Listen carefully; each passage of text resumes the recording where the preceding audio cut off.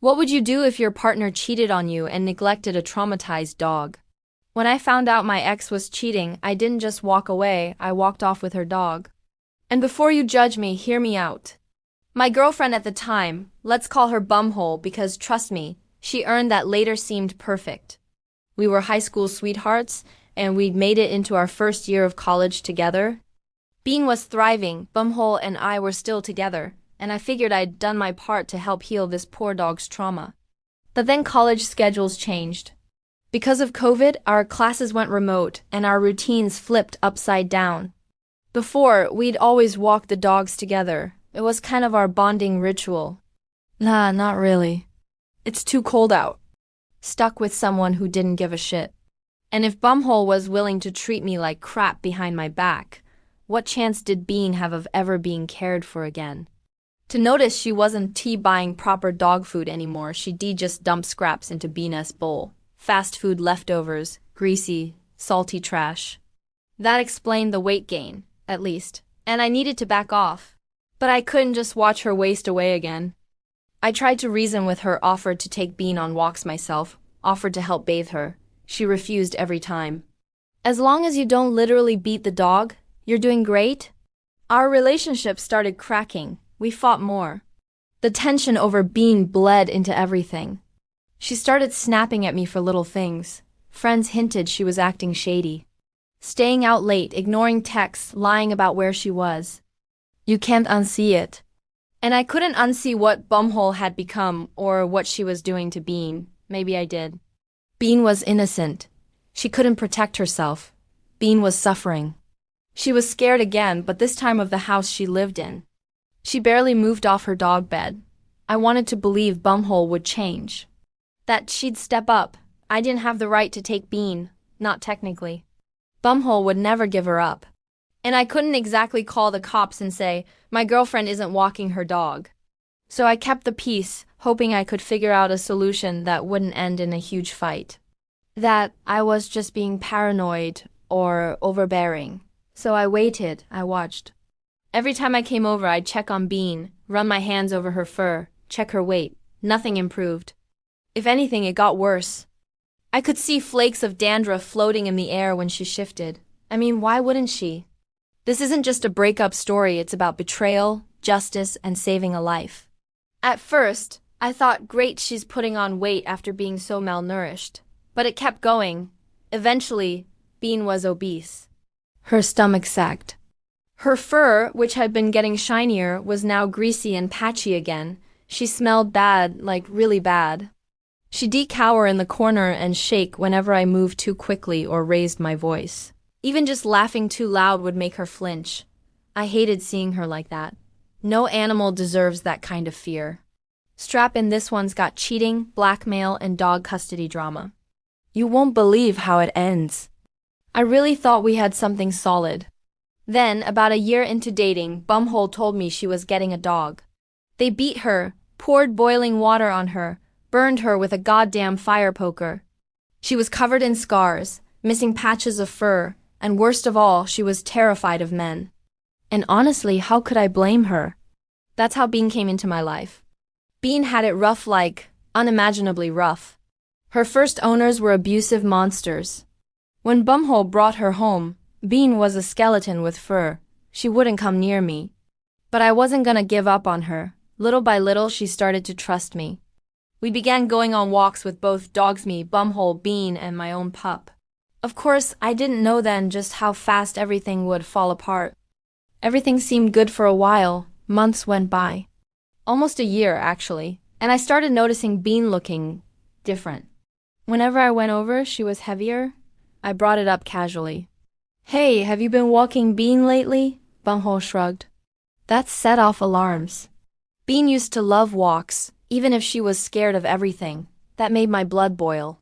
Was that seriously the standard now? I told Bumhole this wasn't right. Meanwhile, still, I bring food for her. I felt trapped. It was around then that I started hearing rumors about Bumhole. That's when everything clicked into place. I didn't have a plan yet. I confronted Bumhole again, hoping maybe if I laid it all out how bad Bean's condition had gotten, how much it hurt me to watch her decline, she'd finally do something. She acted annoyed, like I was accusing her of being a monster, and snapped that Bean was fine and I needed to drop it. She promised she'd start walking Bean again. Promised she'd clean her, get her proper food, and take her to the vet. She made these promises while scrolling on her phone, barely looking at me. I wanted to believe her, even though something deep in my gut told me not to. Days turned into weeks. Nothing changed. I'd come over and see the same sad, bloated dog laying in her own fur flakes, looking miserable. Bumhole would have excuses every time I brought it up. I've been too busy with work. It was raining. I'll do it tomorrow. I tried everything to help. I offered to pay for grooming. I tiptoed around the fights, kept trying to convince Bumhole to be better, to care even a little about the dog she'd taken responsibility for. Every time she gave me some half-hearted promise, I'd cling to it like a lifeline. I offered to pick up Bean and take her on walks myself. I started noticing other signs that something was seriously wrong. Tried to keep it calm. She rolled her eyes, building a case against someone I once loved. But every time I doubted myself, I'd look at Bean, and I knew it was worth it, told me to get over it.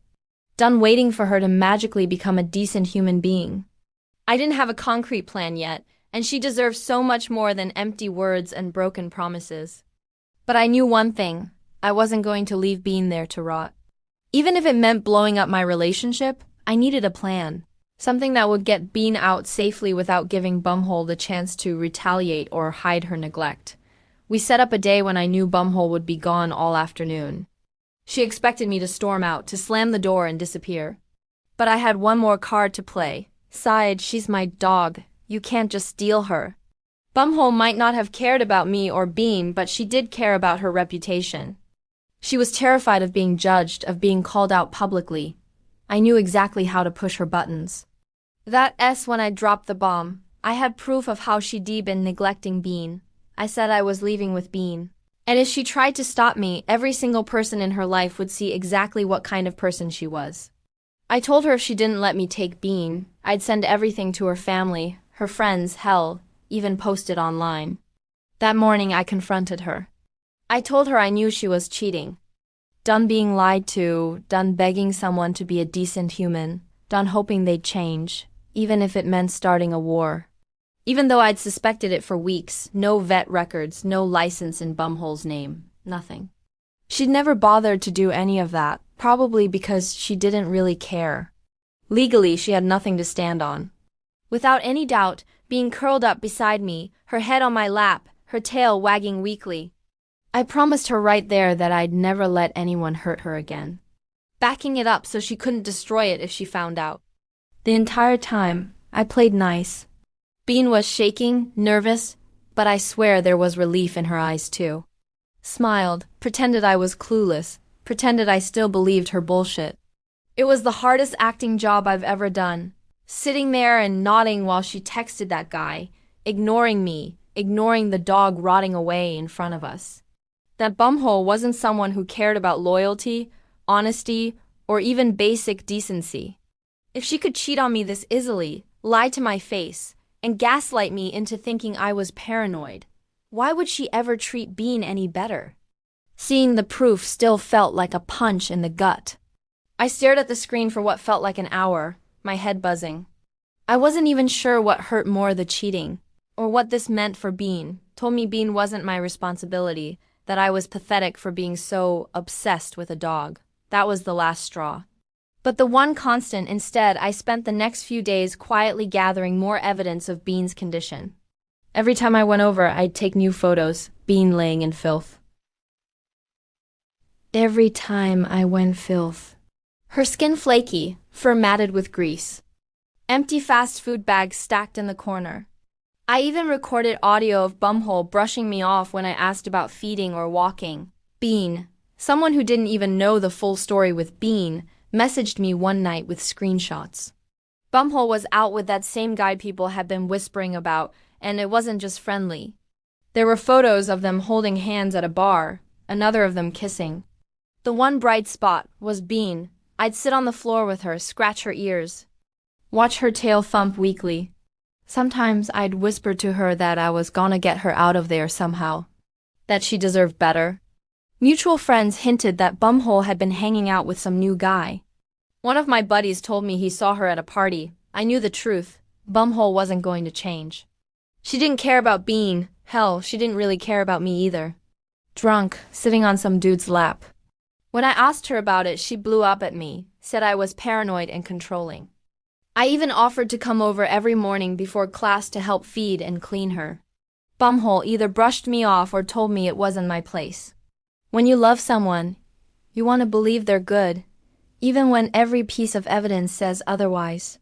I kept telling myself maybe she was stressed, maybe things would go back to normal after finals, maybe I was just overreacting.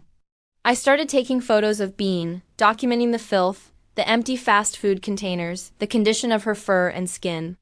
I took videos of Bean limping when she stood up. I wrote down dates and times when I came over and saw she hadn't been walked. All the cute moments, the inside jokes, the goofy photos, they felt fake now. She started staying out all night, giving vague excuses about crashing at a friend's place. I'd text to check on Bean and wouldn't hear back until the next day. When I showed up unannounced once, I found fast food bags everywhere, the place stinking of trash, and Bean laying there, filthy and sad. She'd get angry, say I was acting like she couldn't take care of her own dog.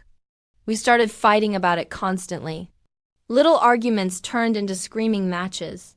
She started accusing me of caring more about Bean than about her. That maybe I had some weird obsession with Bean, that it wasn't normal. At the same time, I noticed other cracks in our relationship. Bumhole became distant. She stopped answering my texts as quickly.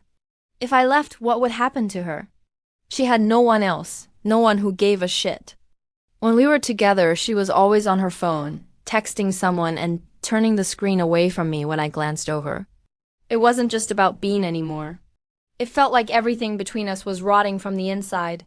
Still, I held out hope, partly because I was terrified of starting over and partly because of Bean, so I stayed. Meanwhile, we were both miserable. It's weird, but deep down the fights kept getting worse. I confronted Bumhole again. I stopped trying to argue with her. Part of me felt like a traitor. I was done believing Bumhole's promises. Because Bean was innocent. I didn't have to wait long for the truth to smack me in the face. A friend of mine, my stomach dropped, because now I knew I didn't confront her right away. I saved every bit of it to a cloud folder. I wasn't just mad. I was done. Done playing nice, done hoping she'd change, done pretending. I called in a favor from a mutual friend, someone who also knew what kind of person Bumhole was and had seen Bean's condition. She didn't even deny it, just sneered and told me it was none of my business, that our relationship was basically over anyway. I told her I was taking Bean with me. She laughed in my face. Her face went pale. She stammered, called me manipulative, called me cruel. I didn't budge. The funny part? Bean wasn't even microchipped. She folded fast. I grabbed Bean's leash, packed up her food, and walked out. My friend was waiting in the car. I didn't look back, didn't say goodbye. I was done. That day, driving away with Bean in the back seat, I felt like I could finally breathe again. I didn't know what was going to happen with Bumhole next. I didn't care. This was about Bean. She was finally free, and so was I. I'd been rehearsing exactly how this was going to go for weeks. Every night, lying in bed, staring at the ceiling, I'd play out the scene in my head, me finally calling Bumhole out, finally saying the words I'd been biting back for months. In those mental rehearsals, I always stayed calm, collected, in control. She rolled her eyes so hard I thought they might get stuck. I told her I knew about the guy, the one she'd been seeing behind my back. I laid out exactly what I knew, where they'd been, who had seen them, the dates, the photos my friend had sent. She started calling me a manipulative asshole, said I was blackmailing her. I said I didn't care what she called it. I told her she had a choice, give me Bean, and I'd walk away quietly and keep all this to myself or try to stop me, and I'd send everything out before I even left her driveway. I watched her face shift from bored annoyance to defensive panic in a heartbeat. She threatened to call the cops anyway, but I reminded her she had no paperwork, no microchip, no vet bills in her name. Bean was legally nothing more than a dog in her house. I let her explore the living room while I set up her food and water. I could already see the tension start to melt out of her shoulders, but I was ready for it. I had the truth on my side. And more importantly, I had Bean. That was the only thing that mattered.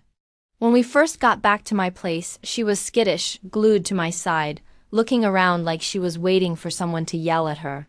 Anytime I raised my voice, even just laughing at a video on my phone, she'd deflinch and hunch down, tail tucked tight under her belly.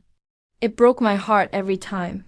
For the first time in months, maybe years, she looked free.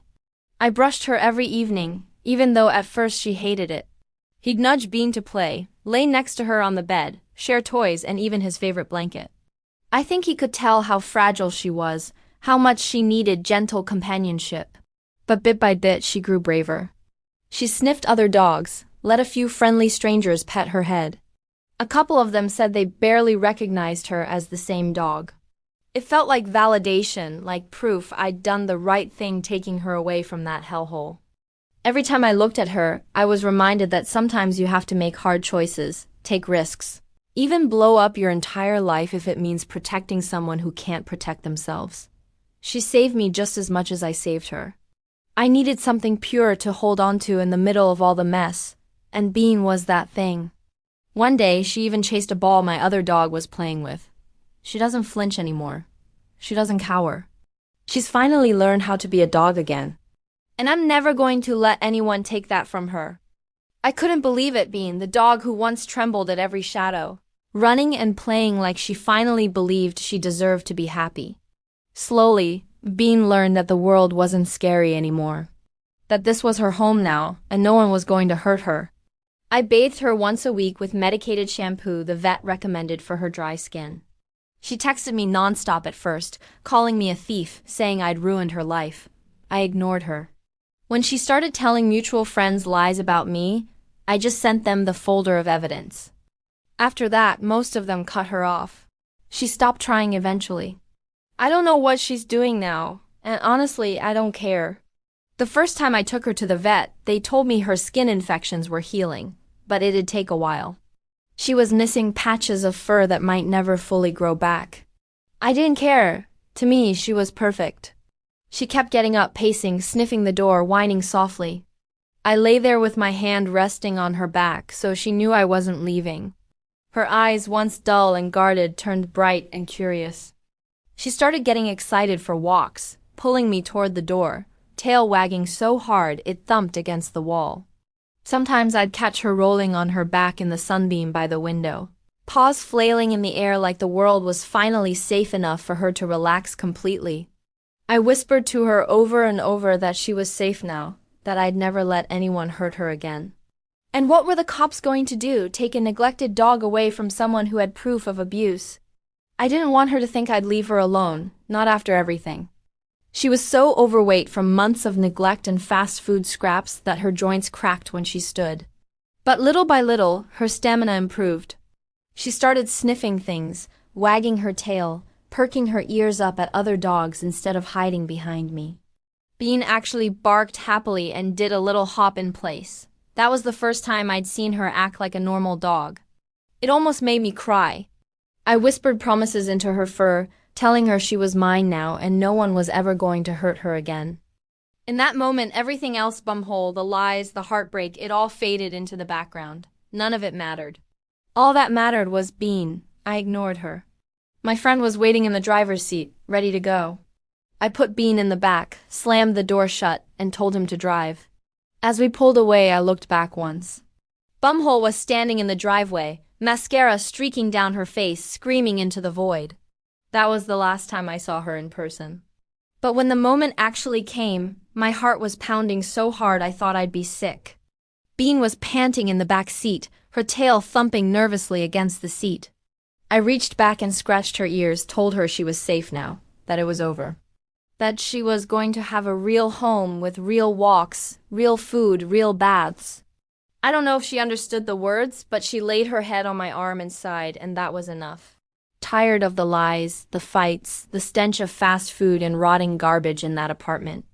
I told her I was taking Bean, today, now, and if she tried to stop me, the entire world would know exactly what kind of person she was. I waited until the perfect day.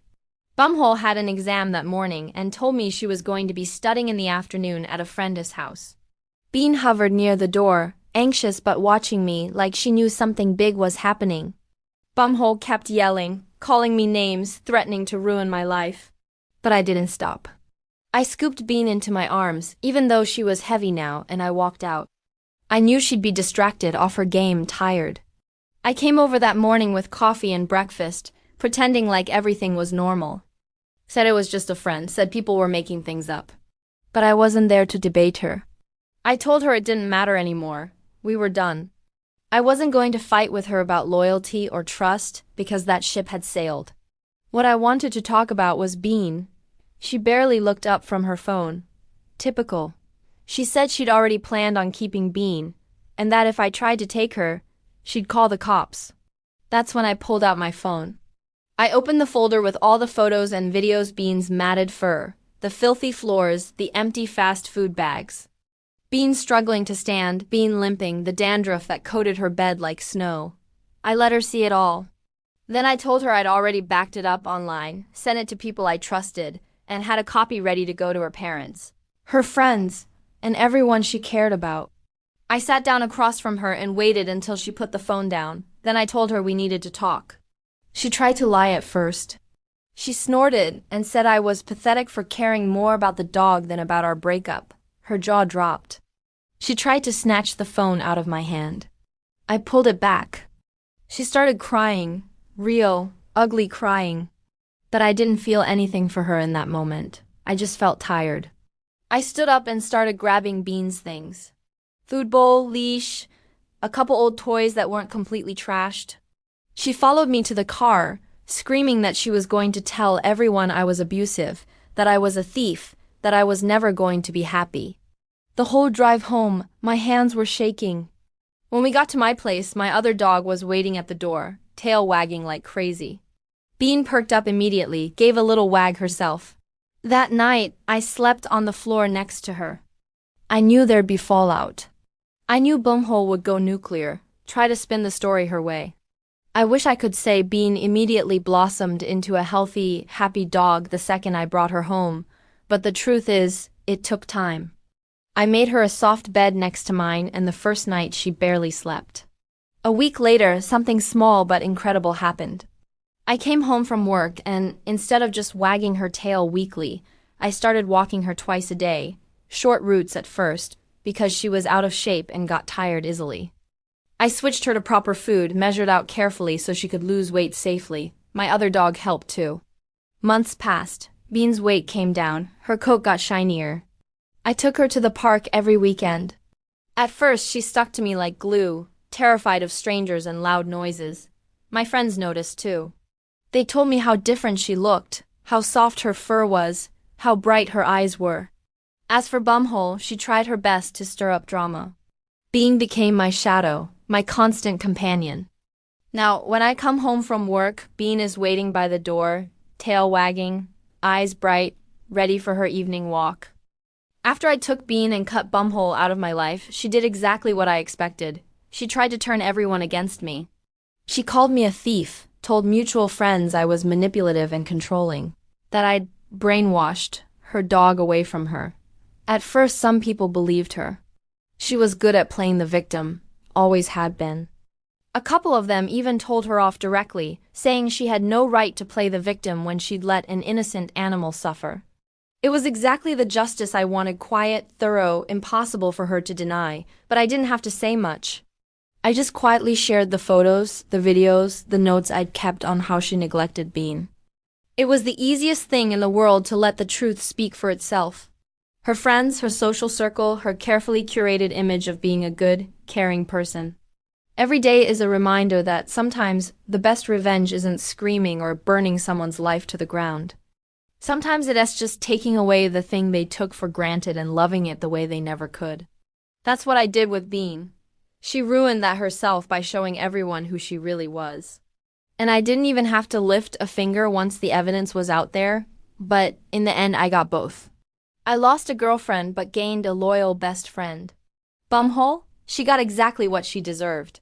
So if you ever in a situation where someone is being hurt, and you can help even if it as a dog do it? You might just save a life and get a little revenge on the side. Don't forget to subscribe, and drop a comment if you've ever had to do something savage for justice. I stole her excuse for looking like a decent human being, even if it means being the villain in someone else's story. Because in Bean's story, I'm the hero. And that's all that matters. I stole the illusion she hid behind. And now, I don't feel bad at all. She can have her lies and her empty apartment. I have Bean, and that's worth more than anything. The blackmail, the threats. Honestly, not for a second. Bumhole had every chance in the world to do the right thing. She could have taken Bean to the vet. She could have walked her, bathed her, fed her properly. She chose not to. And in my book, that makes her the villain. People saw the way Bean looked back, then compared to how she looked now. They saw the matted fur, the dandruff, the trash piles, the limp. And then they saw the bright-eyed, healthy, playful dog curled up next to me on the couch. The tide turned fast. Friends stopped responding to her texts. Bumhole tried to threaten me a few times, saying she'd call the cops or sue me, but she never did. She had no paperwork, no chip, no legal claim. Every day I watched her grow more confident, more playful, more loving. It felt like revenge, but the best kind, not just destroying Bumhole's reputation, but building something beautiful out of the wreckage. The truth was on my side. And after a while, she just faded into the background noise. I'd won. But more importantly, Bean had won. She was safe. But once I saw how easy it was to expose Bumhole's lies, how quickly people turned on her when they saw the truth, it felt good. I won't pretend it didn't. It felt like all the hurt, the gaslighting, the late nights fighting over something as basic as caring for a dog, it all finally meant something. Sometimes people ask me if I felt guilty for how I handled it. I didn't set out for revenge at first. I just wanted to save Bean. Now, years later, I barely think about her. I don't need to. She lost everything. Meanwhile, Bean is living her best life. In the end, I didn't just steal her dog. If you ever in a situation like this, where someone innocent is suffering and you have a chance to do something, do it. Taking Bean wasn't about revenge at first, it was about saving a life.